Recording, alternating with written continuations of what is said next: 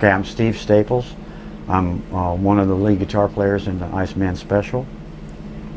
Where are you from? Well, I spent most of my life in New Orleans, but I was born in Oklahoma. Okay. And you're living now in Olia? Is that how you say that? Oakdale. Oakdale? Okay. Oakdale. All right. And when you were growing up in your household, was there a lot of music? Were your parents fans of music? Did you have Yes. music influence? Yeah. My grandmother was a piano player. She played piano and organ in the church, and she also played in a band that traveled around. They were on television and played dates and stuff like that. Okay. And so, and my parents always had a record player, and my mother could play the piano as well. So every time my parents would have people over, they would play the piano and stand around the piano and sing. Yeah. And I loved that. Yeah. And it was the same thing at my grandmother's house.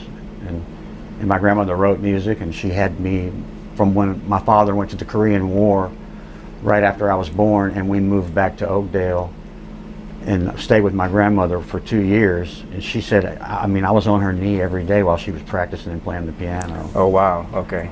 So I don't remember that. Yeah. But she said that I was singing, you know, at that point. You were absorbing it before you even knew it. By the time I was 2, I could carry a tune. That's what she said. Yeah.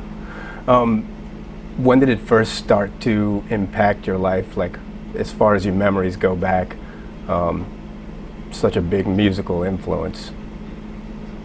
I'll give you your earliest musical memory. Well, we got a television set when I was about 4. I guess it was like 1955. And in the afternoons there was a black and white country and western television show that came on out of Beaumont. And I saw Waylon Jennings on that show. Okay. And this was like, I guess he was just coming, it was like when he was, I don't know if it was right before or during with the holiday. I don't know how that all worked out with the Crickets, because I can't remember the timing exactly. Right. But when I saw him with that guitar, and his hair was slicked back like Elvis Presley's, and it was... That hit you. And then my next door neighbors, they got 2 guitars. Their father bought them 2 Fender Esquires and 2 Fender Pro amplifiers, and they would play them on their front porch. And I was like, you know, a Pied Piper. Yeah. And I was led over there to that house. I would just sit there and I was totally mesmerized by that. So I was indoctrinated early. Yeah, sounds like. And I was attracted to it. It was just... It fit, the 2 pieces fit. You were entranced by it, and it was all around. Yeah, and that's all I've been doing ever since. I mean, I've done other things. Yeah. You know, a lot of other things, but I never stopped playing music. Yeah. As far as your guidance went when you were coming up, did they expect? Because I know for a lot of people, if they say as a child, I want to be a musician, Dad will probably say, yeah, right, get a job, and then, you know, worry about that later. Did they take that attitude towards it, or was it more? Well, I guess liberal because of your relatives. It's interesting. I mean, my father told me when I was really young that what he really wanted me to be was a lawyer. Right. Okay. I mean, he let me know that when I was like 5. Yeah. And he goes, I'll buy you a brand new car if you go to school and all this stuff. He made me all these promises. And he was really disappointed when I didn't do that, when I went off to college and I didn't join the ROTC like he did. And yeah.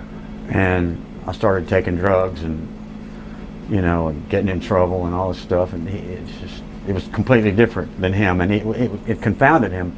But what I will say is that when I was in high school, I got in a really good band. I got invited to be in a really good band, and that band combined with another band formed the Gaunga Dyns, and that band got pretty successful. I mean, very successful, especially what was the name? The Gaunga Dyns. Okay. And we recorded at Cosimo's studio.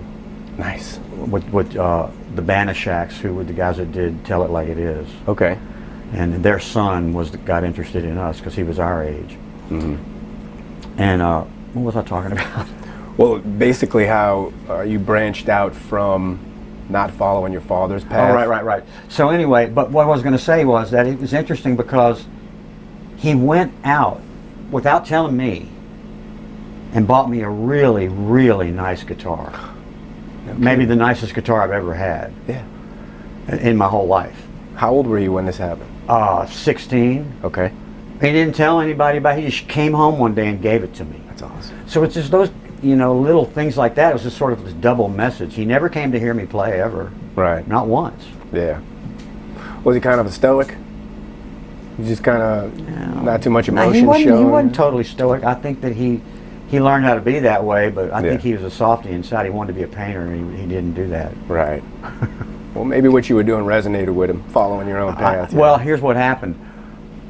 I became a hospital administrator, and I ran addiction programs at treatment centers, and for a long time, for like 12 years,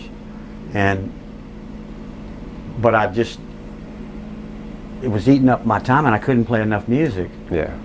I was working like 70 hours a week. Wow. And I'm making a lot of money, but I was miserable. And so I quit doing that. And I went on the road with my wife for 7 months in a motorhome.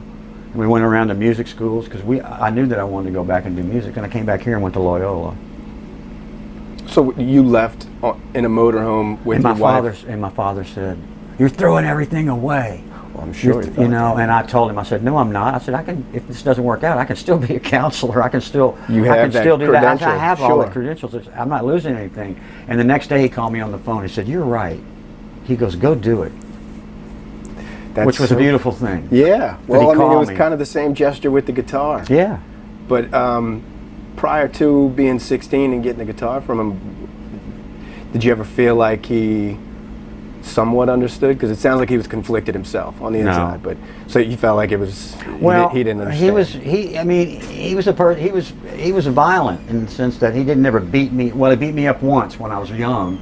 He beat me with a paddle because he got really mad at me. Yeah. But I think he had some anger inside of him, and he didn't know exactly what to do with it. But he was mostly sort of intensely, silently angry. Sure. Unless he got keep in it a fight under with my wraps. mother when they were both drunk. Yeah. But. And so he gives you the guitar, and did it kind of clue you in at the moment that there's a little bit more going on behind the curtain, and maybe does kind of understand and or support you? Because I mean, it seems like that's a big thing from a silent guy, Yeah, I mean, we worked it out. He and I did. Sure. We talked about all this before he died, and for a lot, way before he died. But yeah, he was going to hang in there with me. That's good. And he did. Yeah. That must have really propelled you forward, I think, in your mind. It did. Because leaving in a motorhome and dropping everything is a big step. I thought that I didn't think that he was proud of me because he was so disappointed that I didn't sort of follow in the footsteps that he laid out for me. Sure. And that was really painful for both of us, I'm sure. Yeah.